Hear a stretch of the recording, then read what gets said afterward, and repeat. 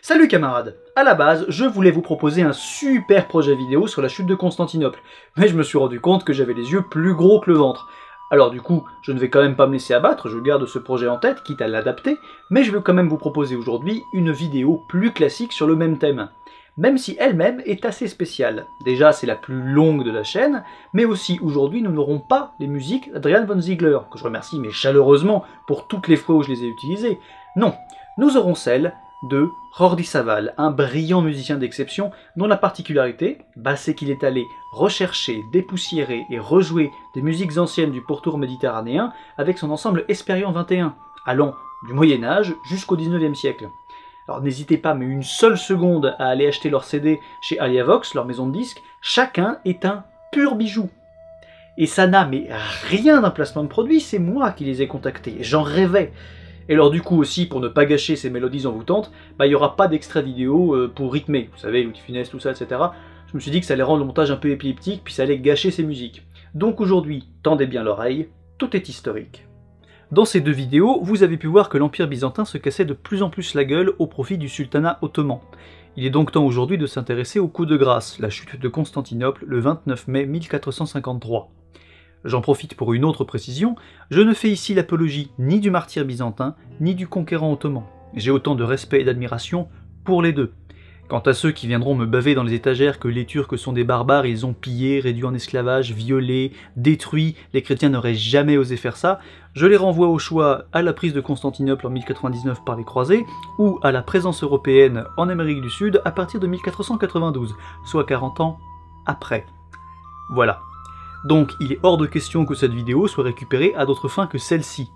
Vous racontez ce moment majeur de l'histoire, de la façon la plus objective qui soit, avec mes traits d'humour habituels.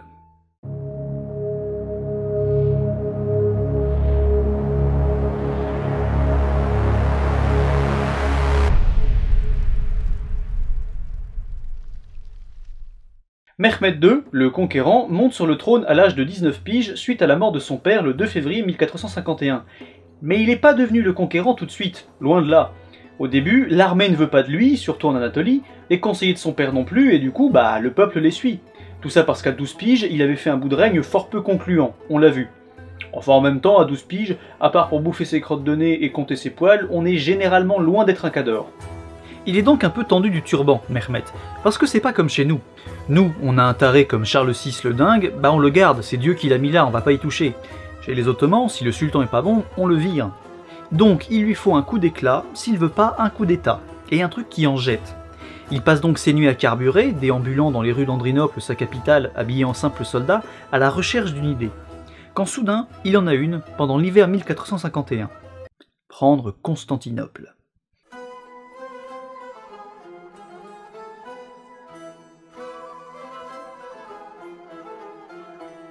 C'est vrai que ça aurait de la gueule. Dans le monde musulman, une prophétie lancée par Muhammad dit qu'un jour, un prince de l'islam prendra la reine des villes. Alors, les Omeyyades s'y sont essayés sans succès en 673 et en 717, les Seldjoukides ont pas osé tenter le coup, et Bayezid puis Mourad II se sont plantés face aux murailles. Autant dire que celui qui réussira sera auréolé de gloire et deviendra le plus grand prince musulman de tous les temps. Ensuite, c'est aussi bien stratégiquement. Le peu qu'il reste de l'Empire byzantin est une enclave certes assez insignifiante au milieu du sultanat ottoman, mais indispensable stratégiquement. Elle sépare la Roumélie, la partie occidentale du sultanat, de l'Anatolie, la partie orientale. Alors, certes, les Byzantins sont plus vraiment une menace, mais si jamais leurs copains d'Occident reviennent foutre leur pif dans les affaires du coin comme en 1204, ça pourrait bien menacer sérieusement le sultanat. Donc en finir avec Constantinople et en soi avec Byzance est doublement une bonne idée. Alors c'est bien mignon, mais il y a quelques soucis, ne serait-ce qu'au sein du pouvoir ottoman. Les anciens conseillers de Mourad II, que Mehmed a dû garder pour ne pas se taper une révolte, et qui sont représentés par le vieux premier vizir Khalil Chandarli Pacha, ils sont contre. Bon, ils la ramènent pas non plus des masses, parce qu'ils sont déjà heureux d'avoir survécu à l'accession au trône de Mehmed, qu'ils avaient bien humilié quand il était plus jeune. Mais ils sont pas chauds. Selon eux, habitués à vivre en bons termes avec les Byzantins, les assiégés reviendraient à s'exposer aux foudres de toute l'Europe. Rome, Venise, Gênes, les croisades, etc. Donc pour eux, ce projet vaut pas tripette et a été imaginé par un gros gamin irresponsable. En gros. Mais Mehmed se laisse pas marcher sur les babouches. Déjà, il a discrètement mais fermement regagné du terrain à sa propre cour. S'il a maintenu certains vieux conseillers de son père, il les a stratégiquement dispersés pour qu'ils ne complotent pas contre lui. Mais surtout, il s'est entouré d'une nouvelle génération bien plus impétueuse et bien plus belliqueuse, avec par exemple Zaganos Pacha, un renégat d'origine albanaise probablement, qu'il a fait second vizir, histoire de faire un peu chier Khalil Pacha, que Zaganos déteste. On trouve aussi par exemple Mahmoud Pacha, qui s'illustrera plus tard. Et cette génération-là, elle veut la guerre. Ça suffit pas pour autant. Si les vieux veulent pas, c'est aussi parce qu'il faut un motif. Or Byzance et le sultanat sont en paix depuis qu'on a reconduit les traités du temps de Mourad. Mais les Byzantins, se croyant toujours les plus malins, jouant au chantage comme on l'a vu, menaçant de soutenir le prétendant ottoman Orhan qu'ils ont chez eux si Mehmet leur file pas plus de pognon pour sa pension, le prétexte est tout trouvé. Il a donc commencé, au printemps 1452, par faire construire Boğazkesen, le coupe-gorge, futur Rumeli-Hisar, forteresse jumelle d'Anatolu-Hisar, près de Constantinople, pour mieux en assurer le blocus. Alors, les Byzantins, surpris de s'être autant plantés, viennent râler, rappelant que le terrible Bayécite lui-même avait demandé l'autorisation des Byzantins avant de construire Anatolu-Hisar. Or, Mehmet peut pas être pire que l'épouvantable Bayécite. Oh bah si, il les décapite. Et alors qu'il a interdit le passage à tout navire, il fait couler le bateau vénitien qu'on a déjà évoqué, avant de buter l'équipage et d'empaler le capitaine. Ça s'annonce bien. En face, Constantin XI sent bien que c'est mort pour la paix, malgré quelques tentatives auprès du vieux vizir Khalil Pacha, qui même s'il est contre la guerre, préfère éviter de s'acoquiner avec l'ennemi. La décapitation, ça pique. Donc, résigné à subir un siège, Constantin fait accumuler de la bouffe, réparer les murailles déjà bien entretenues par son frère, le précédent empereur Jean VIII, et préparer la grosse chaîne qui barre la Corne d'Or entre la ville et Péra pour préserver le port. Et une fois tout ça fait, il appelle des renforts, parce que c'est bien mimi, mais ils sont pas très nombreux les mecs. Oh, il en prend des vents. Ses frangins pourront pas l'aider. Mehmet intelligemment les occupera en envoyant une armée bousiller leurs dernières possessions en Thrace et en Morée. Les princes orthodoxes du coin, ils sont tous vassaux de Mehmet, alors ils vont pas tellement moufter. Il y en a qui vont envoyer des renforts, mais à Mehmet. Les Hongrois, c'est vrai que leur régent, Jan Hunyadi, a bien fait chier les Turcs ces derniers temps, mais maintenant il a plus tellement les moyens et il veut pas trop se faire remarquer. On dit même qu'ayant aidé à réparer la muraille du temps de Jean VIII, il a ensuite indiqué à Mehmet où placer ses canons pour tirer de façon plus efficace. Voilà. Merci quand même pour le coup de main. Et plus loin, c'est pas mieux. Le roi de Naples est chaud, mais vu qu'il aimerait remplacer Constantin, on lui fait pas trop confiance. Les autres souverains occidentaux s'en tamponnent royalement, comme d'habitude. Même Venise et Gênes, qui d'habitude filent un coup de main. Bon, toujours pour retirer quelque chose, jamais gratos. Là, elles n'en feront rien. Pourquoi ? Venise a conclu des accords trop juteux avec Mehmet pour jouer au con, et Gênes a déjà trop à faire en Europe. Donc elle donne des ordres étranges. Genre Venise, qui dit qu'il faut défendre les chrétiens mais sans provoquer les Turcs, et Gênes, qui dit que ses citoyens peuvent y aller s'ils veulent mais sans impliquer le nom de la cité. Quant au pape, il est fidèle à lui-même, c'est-à-dire qu'il propose de l'aide sans en avoir les moyens déjà, ça on le verra, mais en plus, c'est pas gratos. En octobre 1452, débarquent à Constantinople 200 archers, recrutés à ses frais, avec à leur tête le cardinal Isidore de Kiev, un renégat orthodoxe. Le message est plutôt clair. Si vous voulez plus, si vous voulez pas crever, convertissez-vous. Ça donne pas une très bonne image de l'église catholique. Enfin bref, ça fout un énorme merdier chez les orthodoxes entre les unionistes, qui veulent bien, et les anti-unionistes, avec à leur tête le moine Génade, qui veulent pas. L'empereur essaye bien d'imposer le machin en organisant une grande messe pour célébrer l'union à Sainte-Sophie, mais comme d'habitude, ça fait un gros bide et on lui crache à la gueule. Plutôt le turban que la mitre de cardinal, disent certains, dont Lucas Notaras, mégadux, grand amiral et conseiller de Constantin. C'est un peu con, mais c'est classe. Mais rassurez-vous, il n'y a pas que des gros cons lâches, égoïstes et profiteurs, il y a aussi des gens profondément courageux et profondément altruistes. Non seulement les Vénitiens et Catalans de Constantinople promettent de rester pour défendre la ville, mais en plus, le fameux prétendant ottoman Orhan en fait autant, et certains Génois de Péra traversent la Corne d'Or pour venir filer un coup de main, tandis que Péra assurera une partie du ravitaillement pendant le siège, tout en restant officiellement neutre, elle va pas se priver si elle peut gagner sur les deux tableaux. Et aussi, si parmi les Vénitiens de passage de retour de la mer Noire, il y en a 700 qui disent « Oh, nous allons rester vous aider » et qui se carapatent un beau matin, et ben il y en a d'autres qui sont scandalisés par cette conduite dégueulasse, qui vont rester. Et ce n'est pas tout. Des volontaires viennent de bien plus loin. De Gênes, comme le célèbre et glorieux aventurier Giovanni Giustiniani Longo, rejeton d'une illustre famille génoise, spécialiste de la défense des villes assiégées, avec 700 gonzes à ses frais.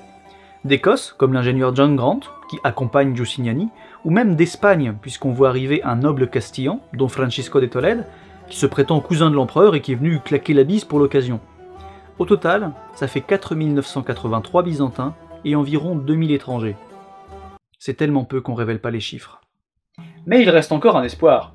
Ils sont peut-être pas nombreux, mais ils sont pas non plus en race campagne, les gonzes. Ils ont un atout majeur qui protège efficacement Byzance depuis près d'un millénaire, la muraille de Théodose. Personne, pas même les croisés qui pourtant ont pris la ville en 1204, n'a réussi à la franchir. D'abord, un fossé de 18 mètres de large sur 10 de profondeur, puis un talus surmonté d'un parapet, puis la muraille extérieure de 8 à 9 mètres de haut, avec ses tours de 12 à 14 mètres de haut espacées tous les 50 à 60 mètres, puis 18 mètres derrière ça, la grande muraille intérieure de 12 mètres de haut, avec ses 96 tours de 15 à 20 mètres. Pourquoi les Turcs réussiraient mieux maintenant face à pareille muraille qu'en 1394 ou en 1422 ? Parce que Mehmet est beaucoup plus futé et beaucoup plus clairvoyant que ses prédécesseurs. Peu de temps avant, un ingénieur hongrois, Urban, débarque à Constantinople pour proposer ses services. Malheureusement, Constantin n'a pas la maille, donc Urban décare et passe à Andrinople, à la cour de Mehmet. Celui-ci comprend très vite l'intérêt d'un tel gonze. Si la poudre est utilisée en Europe depuis à peine un siècle et pas toujours de façon efficace, il imagine très bien ce que ça peut donner si c'est bien fait. Il offre donc 4 fois plus que ce qu'Urban demande. Celui-ci fabrique donc un premier canon énorme, qui d'ailleurs va couler le fameux bateau vénitien, et Mehmet, mais ravi, lui en commande un second, 2 fois plus gros, pour le siège. Achevé début 1453, il fait 8 mètres de long, tire quotidiennement 7 boulets de 600 à 700 kg, il est traîné par 60 bœufs et 200 hommes, un monstre, le plus gros de l'époque. Mais surtout, Mehmet comprend là où ses ancêtres se sont vraiment plantés. Son empire a beau encercler Constantinople de toutes parts, son armée a beau être la plus puissante d'Europe, ses forteresses jumelles d'Anatolou et de Roumélo-Hissar ont beau faciliter le transfert de troupes, il lui manque un élément crucial, indispensable, une flotte, permettant de couper le ravitaillement et l'accès aux renforts des défenseurs, voire même, comme les croisés de 1204, de forcer la muraille maritime moins perfectionnée. Il fait donc réunir et construire une flotte à Gallipoli à partir de mars 1453 sous les ordres de Baltaole, le gouverneur de la ville. Environ 120 navires, 126 à peu près, de différentes tailles vont s'y rassembler, alors que la flotte défendant la ville n'en comportera que 26. Avec ça, Mehmet peut enfin rassembler ses troupes. À l'exception de quelques garnisons et de l'armée de Turan Beg déjà occupée à faire chier les frères de l'empereur, il réunit tout ce qu'il peut trouver. C'est ainsi que le 2 avril, juste après le dimanche de Pâques que les chrétiens ont pu fêter en paix, ce dont ils remercient le ciel, on voit arriver sous les murailles byzantines les premiers éclaireurs de cette immense armée. Puis, c'est le défilé des troupes ottomanes. 400 000 hommes selon les Byzantins, 150 000 selon les Italiens, 80 000 plus 20 000 selon les Turcs, ce qui est le plus probable. Dans tous les cas, ça pétoche grave sur les remparts. Le 5, toute l'armée du sultan est en place. Mehmet, secondé par son vieux premier vizir Halil Chandarli Pacha, qui essaie toujours désespérément de faire renoncer son maître, a fait dresser sa tente face au point le plus faible de la muraille, le Mesoteikion. À sa gauche, les troupes de Roumélie, dirigées par Karaja Pacha. À sa droite, celles d'Anatolie, dirigées par Ishak Pacha, ancien conseiller de son père dont il se méfie un peu. Du coup, il le fait seconder par son fidèle Mahmoud Pacha, qui deviendra un jour premier vizir. Zaganos Pacha, lui, tient la colline derrière Pera, entre le Bosphore et la Corne d'Or. Alors d'accord, les Génois vont rester neutres a priori, mais on n'est jamais trop prudent. Quant à la fameuse flotte, elle est dirigée par le gouverneur de Gallipoli, Baltaolu. La défense s'organise surtout autour de l'empereur, son mégadoux et grand amiral Lucas Notaras et Giustiniani. Habitué à défendre des villes fortifiées, le rejeton génois a fait se concentrer les troupes sur les murailles terrestres, lui-même et l'empereur défendant la portion la plus faible de la muraille, face précisément à l'endroit où le sultan a fait dresser sa tente, avec les meilleures troupes, tandis que Notaras reste en réserve, prêt à intervenir là où il y aura du grabuge. Les murailles maritimes ont elles aussi quelques défenseurs, mais on ne s'attend pas à grand chose de ce côté-là. La chaîne barrant la Corne d'Or, reliant la ville à Pera, levée dès le 2 avril, quand il y a eu l'arrivée des éclaireurs ottomans, constitue une excellente défense. Et si leur flotte est bien plus petite, leurs navires sont bien plus gros et leurs marins bien plus balèzes. 7000 hommes contre 100 000, 26 navires contre 126, l'empereur sur son imprenable muraille contre le sultan près de son monstrueux canon, tout est prêt. Le 6, comme le veut l'islam, Mehmed propose d'abord la reddition à la ville, auquel cas elle sera épargnée. Sinon ce sera 3 jours de pillage. Bon, évidemment, Constantin l'envoie gentiment bouler, et Mehmed laisse donc ses canons s'en donner à cœur joie, semant la panique dans le cœur des habitants avec leurs détonations monstrueuses. Il défonce tout, abattant carrément des pans de murs que les défenseurs galèrent à reconstruire la nuit, généralement avec des débris tombés dans les fossés, histoire de faire d'une pierre deux coups. Les chrétiens, en position sur le mur extérieur et même sur le premier talus, disposent eux aussi d'une artillerie pour les défendre. Le problème, c'est qu'il faut la mettre en hauteur pour pouvoir atteindre les Turcs, donc autrement dit, sur les murailles. Sauf qu'à chaque tir, ça risque d'ébranler les fondations, donc autant ne pas défoncer leur propre défense avec leur propre artillerie. Ils vont donc se contenter de quelques mousquets rudimentaires, de coulevrines, de lances, d'arcs, d'arbalètes, de catapultes et d'armures plus résistantes que celles de la plupart des Turcs. Pour commencer, les Ottomans prennent 2 petites forteresses byzantines extérieures, zigouillent les défenseurs et empalent ceux qui se rendent. En face, plus tard, les Byzantins vont égorger les prisonniers turcs de la ville sur les murailles, bien à la vue du camp. Voilà, ça donne le ton. Pourtant, les Byzantins balisent pas tant que ça, et au début, ils se démerdent pas trop mal. Déjà, dès le 2 avril, la chaîne barrant le port empêche la flotte turque d'avancer. Le 18, ils repoussent un gros assaut terrestre, mais surtout le 20, ils voient arriver 3 navires génois et 1 byzantin apportant bouffe, matos et renforts payés par le pape, qui a gratté les fonds de tiroir. L'enjeu est capital. Et ce, pour les 2 camps. Les défenseurs ont besoin de bouffe et de matos, et une victoire sur les Turcs, ça fait toujours plaisir. Et Mehmed sait très bien ce que ça représente. C'est l'occasion de faire l'épreuve de sa nouvelle flotte qu'il a construite spécialement pour ça, mais aussi de prouver à son conseil et à son armée, chez qui il est toujours impopulaire, qu'il n'est pas un grand ado un peu bête de 21 balais, c'est un grand sultan. Donc il ordonne à son amiral Baltaolu de capturer ses navires, suivant lui-même les combats depuis la rive, beuglant comme un âne, insultant ses hommes, tellement à donf qu'il fait entrer son canasson dans l'eau jusqu'à ses propres genoux. Il est chaud bouillant le mec. Mais ce sera un fiasco. Même ses navires les plus gros sont plus petits que les navires européens, et ses marins moins expérimentés aussi. L'abordage est impossible, les 4 navires chrétiens se sont rassemblés pour former une espèce d'énorme château flottant, et les capricieux courants du Bosphore n'aident pas des masses les manœuvres. Après une dure journée de combat, moult mains coupées directement sur le bastingage, plein de rames brisées et usage de l'épouvantable feu grégeois, les Ottomans voient entrer le château flottant Pépouze au port, tandis qu'eux-mêmes ont bien douillé. Et Mehmed pète un plomb, ce qui d'ailleurs rappelle son terrible arrière-grand-père Bayezid. L'amiral Baltaolu est bastonné et tous ses biens sont redistribués aux janissaires. Et encore, il échappe à la décapitation uniquement parce que ses officiers ont dit qu'il a vraiment fait tout ce qu'il a pu. Il a quand même perdu un œil lors des combats, loulou. Pourtant, il finira clodo. Ce qui est peut-être pire au final. Chez les défenseurs, en revanche, gros stuff, grosse remontée de morale. Mais ça ne va pas durer. Si le soir même on profite de la bouffe, des renforts et du matos apporté et qu'on fête cette victoire, mais genre comme les Gaulois dans leur village, on est loin de se douter de ce qui va suivre. Car Mehmed, enragé, conçoit un plan de dingue. Transporter la moitié de ses navires jusqu'à la Corne d'Or en contournant Péra, toujours assiégé par Zaganos Pacha malgré la neutralité génoise, et ainsi occuper le port de la ville. Alors certes, c'est une technique assez ancienne, on l'a vu à Nicée, elle existait déjà chez les Romains, etc. d'accord. Sauf que d'habitude, elle se pratique plutôt sur sol plat. Là, la colline derrière Péra, elle fait plus de 60 mètres de haut, c'est-à-dire qu'elle est 3 fois plus haute que les plus hautes tours de la muraille.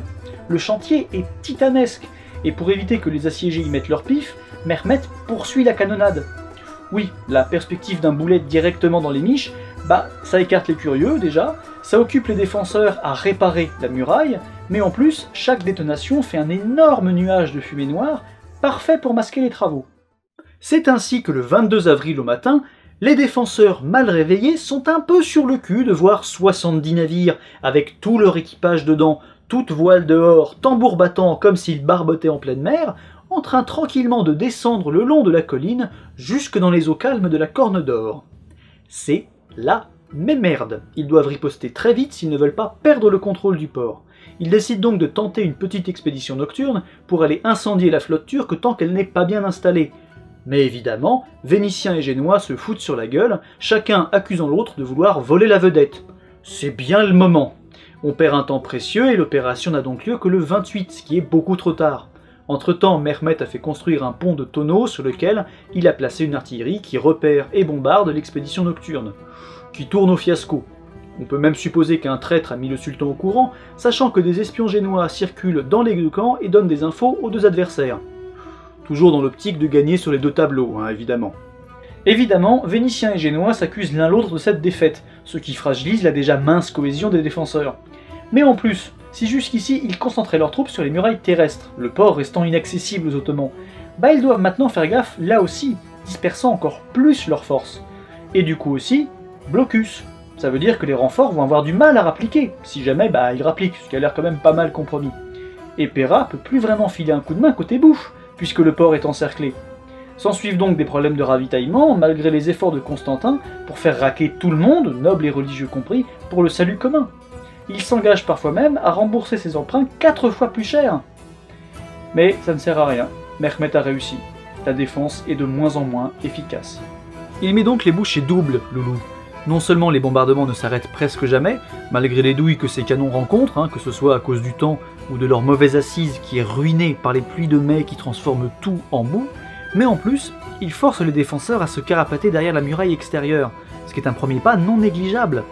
Pourtant, peu importe ce qu'il essaie, il est toujours repoussé.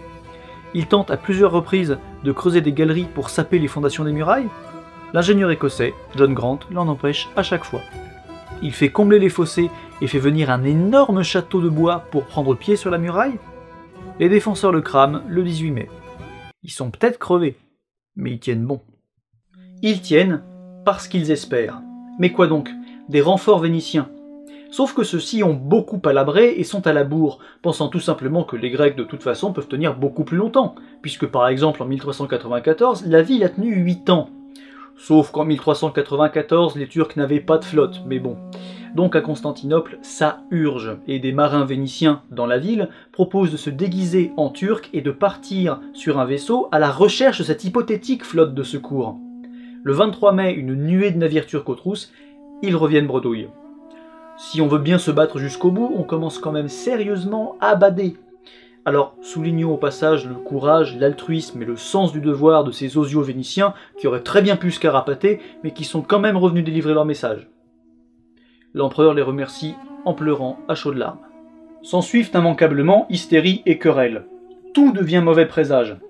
La coupole de Sainte-Sophie baignée de lumière rouge. C'est peut-être tout simplement le reflet des feux du campement ottoman. Non, c'est la fuite de l'Esprit Saint abandonnant les chrétiens, tandis que les Turcs, eux, évidemment, y voient un bon présage. La statue de la Vierge protectrice de la ville se casse la gueule lors d'une procession, elle les abandonne. Des pluies monstrueuses, châtiment divin. Brouillard en mai, c'est pour mieux cacher le départ de l'Esprit Saint. Bref, aussitôt, désertion, accusation de traîtrise entre byzantins et italiens, entre vénitiens et génois, entre orthodoxes et latins.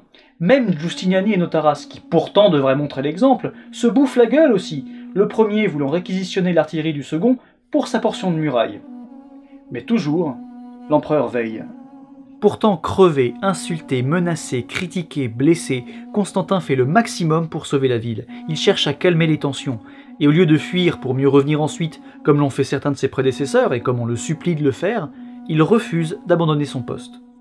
Un jour, alors que ses plus fidèles serviteurs essayent de le convaincre une fois de plus de partir, il hésite. Il est crevé, il est tellement crevé qu'il tombe dans les vapes. Mais à son réveil, il est de nouveau inflexible. Il ne veut pas qu'on se souvienne de lui comme de l'empereur qui a abandonné la ville. Étonnamment, pour Mehmet, c'est pas pour autant la joie non plus. Son armée râle. Malgré ses immenses moyens, rien de concret n'a été accompli, pire, la flotte a subi plusieurs dérouillés, et dans le camp aussi on commence à voir les miquettes. Beaucoup de rumeurs sur l'arrivée d'une flotte vénitienne ou d'une armée hongroise circulent sous les turbans. Donc le prestige de Mehmet, déjà inexistant, est encore plus en chute libre, et certains de ses ministres ne peuvent pas s'empêcher de rappeler qu'ils étaient contre ce projet, à la base. Khalil Pacha, lors d'un conseil militaire, rappelle qu'il ferait mieux de tous se tailler avant de voir appliquer d'autres chrétiens. Il a toujours soutenu qu'assiéger Constantinople, c'était risquer de se prendre toute l'Europe sur la gueule. Bon, dans les faits, il s'est planté, ça on le verra. Mais il reste encore les plus belliqueux, comme Zaganos Pacha. Alors, ils sont pas nombreux, mais ils soutiennent encore l'idée d'une attaque décisive, tout comme, selon eux, le reste de l'armée. Donc si Mehmet veut encore avoir une chance de réussir, il faut qu'il agisse vite. C'est la dernière. Vers le 25 mai, ayant pour faire zizir à son vizir proposé à nouveau à la ville de se rendre, à des conditions exorbitantes toujours, et s'étant évidemment fait envoyer promener, il se prépare à organiser un nouvel assaut massif. Il fait redoubler les bombardements, et le 27 mai, une partie de la muraille extérieure se casse la gueule. Dans la nuit, les Turcs en profitent pour combler le fossé afin de mieux préparer l'assaut à venir. Il donne ensuite ses ordres, rappelle aux Génois de Péra qu'il ferait mieux de garder leur neutralité s'ils veulent pas se bouffer une baffe par ricochet, et si le lendemain, le 28, est une journée de repos pour sa troupe, c'est parce que l'assaut final est prévu pour le 29. Repos qui fait bien flipper la ville. Sont pas dupes, les loulous, et tout à coup, plus de querelles politiques ou religieuses. Tous s'unissent dans la prière, sachant qu'ils vont y passer. On voit tous les civils, latins et orthodoxes, se masser à Sainte-Sophie pour prier ensemble, alors qu'aucun orthodoxe digne de ce nom n'y a foutu les pieds ces 5 derniers mois, mettant fin, pour l'occasion seulement, à plus de 4 siècles de chamaillerie entre le pape et l'orthodoxie. On fait moult processions, on fait sonner les cloches, l'empereur se fait donner la confession, il se fait ensuite absoudre par les évêques présents, avant de demander à tous ceux qui l'auraient pu offenser de le pardonner. C'est pas la joie. Puis dans la nuit, après avoir fait ses adieux à ses proches, il inspecte une dernière fois ses troupes sur les remparts extérieurs, avant d'aller sur la vieille tour d'angle du palais des Blackern, en compagnie de son ami, l'historien Georges Frances qui raconta le siège, à contempler la mer, la Corne d'Or, la ville endormie mais anxieuse, et le campement turc. Tout ça une dernière fois. Ensuite, il part rejoindre ses hommes et son poste. Derrière eux, les portes sont fermées. Aucune retraite possible. Le sultan non plus n'a presque pas dormi. L'angoisse le prive de sommeil, comme quand il crapahutait dans les rues d'Andrinople. Il a parcouru son camp toute la journée et une bonne partie de la nuit pour chauffer ses troupes. Son plan est simple, épuiser les défenseurs en les harcelant sans cesse de tous les côtés avant de donner le coup de grâce. Mais s'ils tiennent bon, s'ils repoussent cet assaut, il devra abandonner et il sera sans aucun doute déposé. En gros, il joue sa carrière. Sa situation en cette nuit du 28 mai 1453 a de quoi le tenir éveillé. Vers 1h30 du matin, rompant le silence, une première attaque est lancée, et les bachibouzouk, les têtes qui fonctionnent mal, se ruent sur la brèche comme des dingues à coups de cris terrifiants, de tambours et de fifres, auxquels répondent les cloches des églises, les prières des civils et le silence des défenseurs. Et plus ou moins les dents qui claquent de tout ce qu'il y a dans la cité. Alors, les bachibouzouk étant de mauvais soldats et se débinant assez vite, Mehmet a fait placer derrière eux une police armée de gourdins et de fouets pour les empêcher de reculer. Et derrière cette police, c'est janissaires prêts à buter tous ceux qui passeraient quand même. Mais pourtant, la brèche est courageusement défendue par Giustiniani et l'empereur. L'attaque est repoussée, et les femmes de la ville apportent de quoi réparer les murs et de quoi rafraîchir les soldats. Mais combien de temps encore pourront-ils tenir? Car c'est que le début. Les bachibouzouk ont parfaitement rempli leur mission, à savoir harceler leurs adversaires. Ils les ont fatigués et empêchés de se réunir au plus fort de l'attaque, en attaquant eux-mêmes partout à la fois. Presque aussitôt, pour profiter de cet avantage, une deuxième attaque enchaîne, avec cette fois-ci des régiments anatoliens bien mieux entraînés. Accompagné du canon d'Urban, qui d'ailleurs est mort à cause du tir de sa propre création, c'est bien fait pour sa gueule, il crée une énorme brèche et se rue à 300 dedans. Mais Constantin, toujours sur le qui-vive, leur botte le cul vaillamment.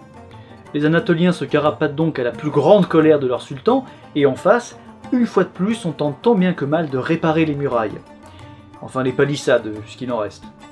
Pendant ce temps, partout ailleurs, d'autres assauts sont donnés, mais sont repoussés sans mal, et le sultan s'en fout. Ils ne servent qu'à occuper les défenseurs partout à la fois, en les empêchant de se réunir sur un front commun. L'étape d'après, c'est d'achever les chrétiens en envoyant ses meilleures troupes, les janissaires. Mais il est tendu. S'ils foirent, si les invincibles janissaires se font dérouiller, si les chrétiens les repoussent, personne n'acceptera plus d'aller au combat. Et à partir de là, ces ministres dubitatifs prouveront qu'ils avaient raison depuis le début. Ce sera donc la fin du siège et très probablement celle de son règne.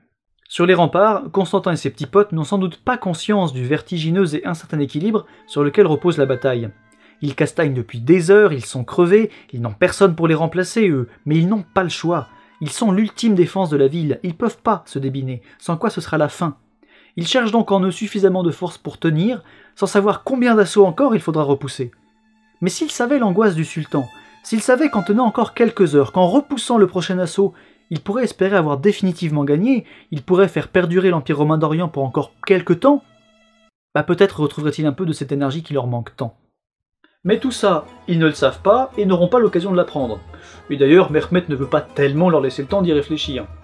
Mais ne vous méprenez pas, Mehmed n'est pas qu'angoissé, il est aussi audacieux. Il sait ce qu'il a à perdre, mais aussi à gagner. S'il réussit, il deviendra le plus grand sultan de sa dynastie et le plus illustre prince de l'islam. Alors, pour mettre toutes les chances de son côté, tandis que le second assaut est à peine terminé, il fait balancer un maximum de projectiles sur les défenseurs pour les empêcher de réparer la palissade, ou même de se reposer un peu. Les 12 000 janissaires s'avancent alors, imperturbables, terrifiants de calme, accompagnés jusqu'au fossé par leur maître, Mehmed, qui les encourage. C'est sa dernière carte, il compte bien la jouer, jusqu'au bout. Ce sont des soldats entraînés. Accompagnés par une musique martiale terrifiante qu'on entend jusqu'au Bosphore, ils ne se ruent pas comme des dingues, comme les Anatoliens ou les Bachibouzouk. Ils avancent en rang, disciplinés, sans que rien ne les arrête. Méticuleusement, ils apposent leurs échelles, font place au rang suivant, et aucun bordel ne règne là où les autres étaient si nombreux à s'entasser qu'ils se gênaient. Sur les remparts, les chrétiens, alors qu'ils sont crevés, se battent comme des diables, avec l'énergie du désespoir. Sinon, c'est terminé pour eux, ou leur famille, ou leur ville, ou leur empire, ou tout à la fois. Alors le combat fait rage pendant 1 heure sans que les janissaires puissent avancer, quand soudain, 2 incidents simultanés ont lieu, qui vont définitivement renverser l'équilibre précaire de la bataille. D'abord, une trentaine ou une cinquantaine de Turcs, janissaires pour les uns, Bachibouzouk pour les autres, découvrent une poterne, une petite porte, la Kerkoporta, mal fermée après la dernière sortie des défenseurs. C'est con. Ils s'y précipitent et grimpent sur la muraille. Alors, les chrétiens s'en étant vite rendus compte, ils devraient pouvoir maîtriser la situation.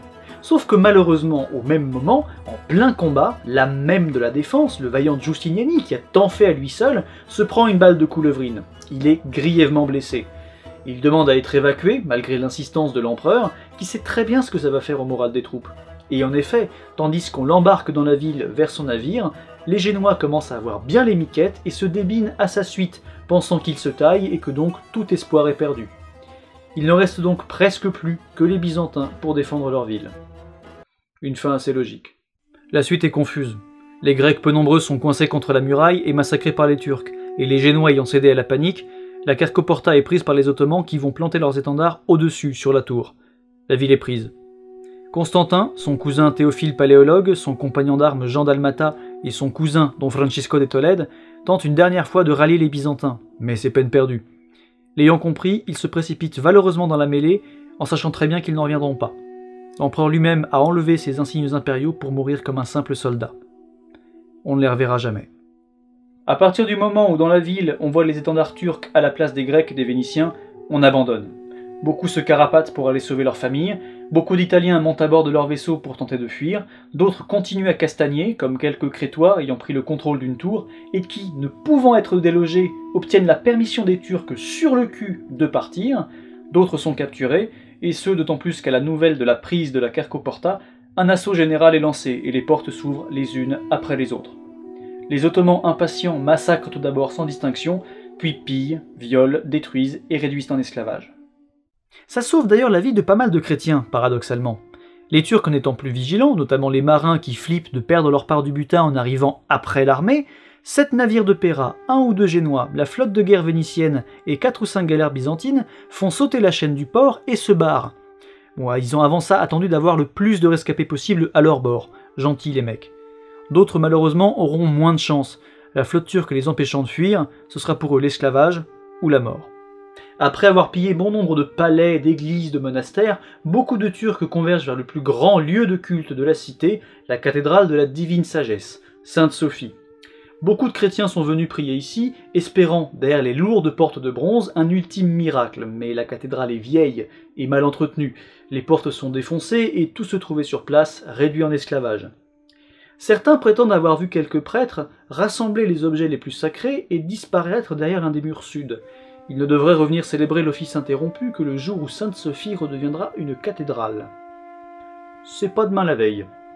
Une autre légende dit que Mehmet y entra à cheval et, piétinant les tas de cadavres qui s'y trouvaient, aurait appuyé sa main rougie de sang tout en haut d'un pilier, vu qu'il y avait énormément de cadavres sous ses pieds. Ça pue pas la rumeur du tout, hein. Car Mehmet s'intéresse au sort des vaincus. Ce sont après tout ses nouveaux sujets, on y reviendra. Contrairement aux 3 jours de pillage prescrits, il n'en autorise finalement qu'un. Les 2 suivants suffiront déjà à peine à répartir le butin et à dénombrer les captifs. Il n'entre qu'en fin d'après-midi dans la ville, par la porte d'Andrinople, après avoir saupoudré son turban d'un peu de terre en signe d'humilité.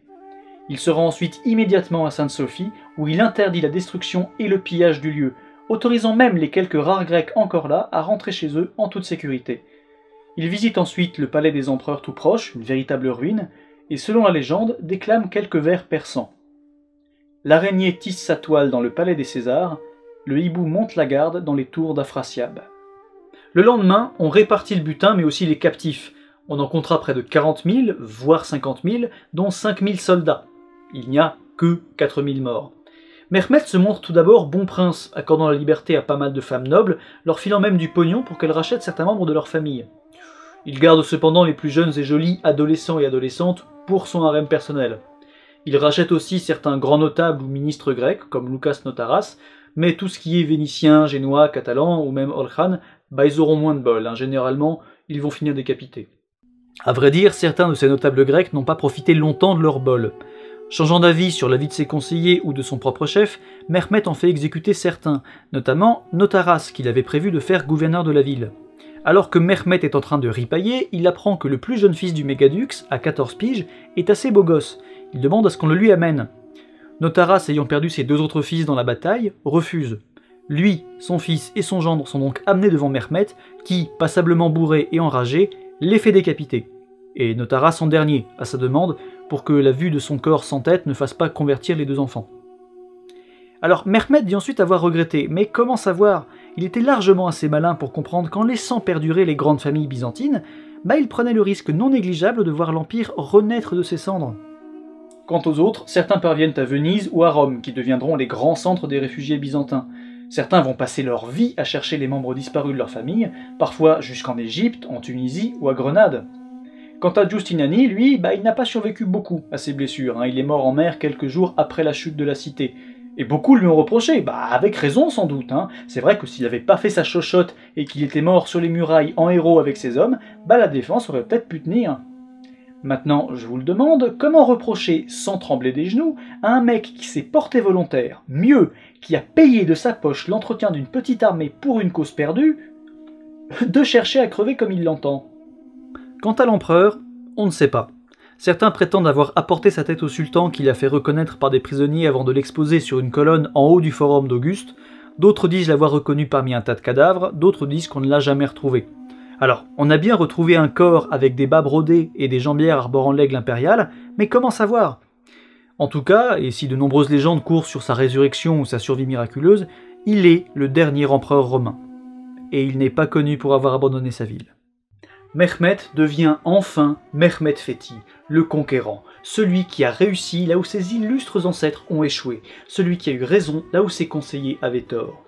Il en profite d'ailleurs pour les châtier, ceux-là. Le vieux vizir Halil Chandarli Pacha, accusé à tort ou à raison de trahison ou de copinage avec les Grecs, est exécuté, décapité, peu après la prise de la ville, ainsi que d'autres vieux ministres de Mouchat. Une page est tournée, Mehmet devient tout-puissant et son pouvoir incontesté. La ville est en ruine pour l'essentiel, au point que Mehmet s'en repentira amèrement quand il la quittera le 21 juin.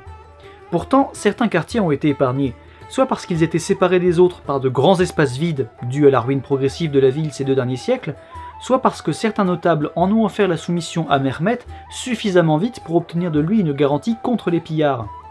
De la même manière, certains lieux de culte ont été épargnés. Mehmet se voulant héritier de l'Empire romain, il compte s'occuper aussi bien de ses nouveaux sujets que des autres. Ceux-ci, les orthodoxes du moins, vont donc désormais constituer un millet, une communauté autonome au sein du sultanat, dépendant de leur chef religieux. Le problème, c'est que le chef religieux des orthodoxes, c'est l'empereur. Il n'y en a plus. Ensuite, c'est le patriarche. Il n'y en a plus non plus, puisque le dernier s'est barré à Rome.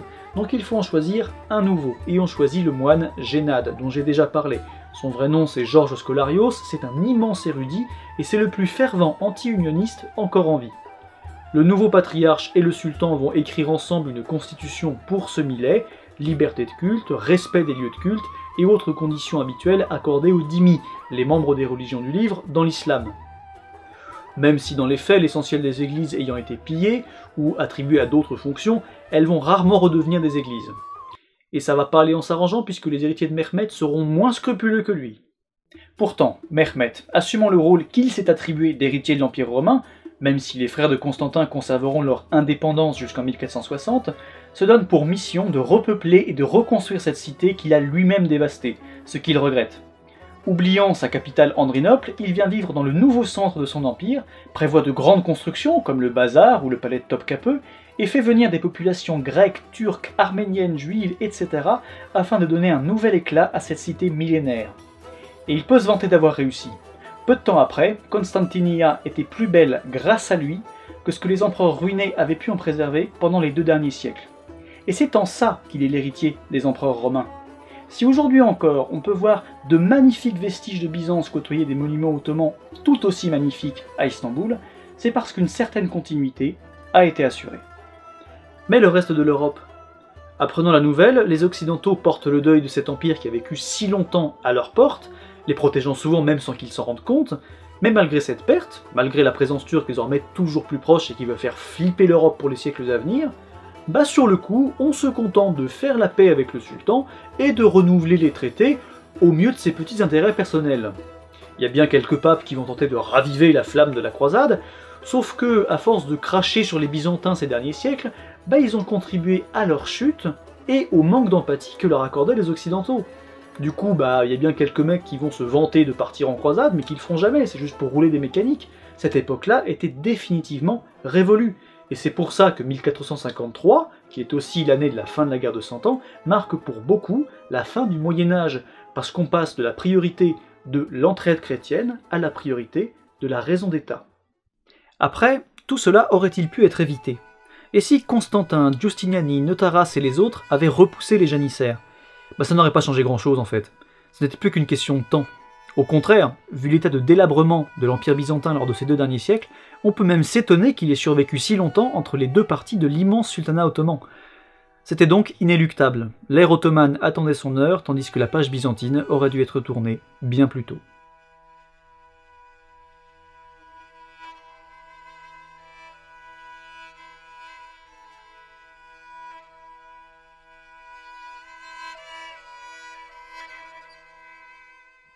Merci à tous d'être restés jusqu'au bout de cette très longue vidéo, a priori la plus longue de la chaîne. Bon, j'imagine que vous n'êtes pas tous là, certains abandonnés en route. En tout cas, ceux qui sont pas venus jusqu'au bout, bah merci beaucoup à tous. Merci à ceux qui laissent des commentaires, à ceux qui laissent des j'aime, à ceux qui partagent, à ceux qui en parlent autour d'eux, à ceux qui m'envoient des mails, des messages sur Facebook, sur Twitter, etc. Un immense merci, franchement. Un immense merci également aux tipeurs, hein, vous êtes de plus en plus nombreux, et bah sans vous la chaîne n'existerait je pense plus, parce que bah vous apportez quand même un gros soutien financier.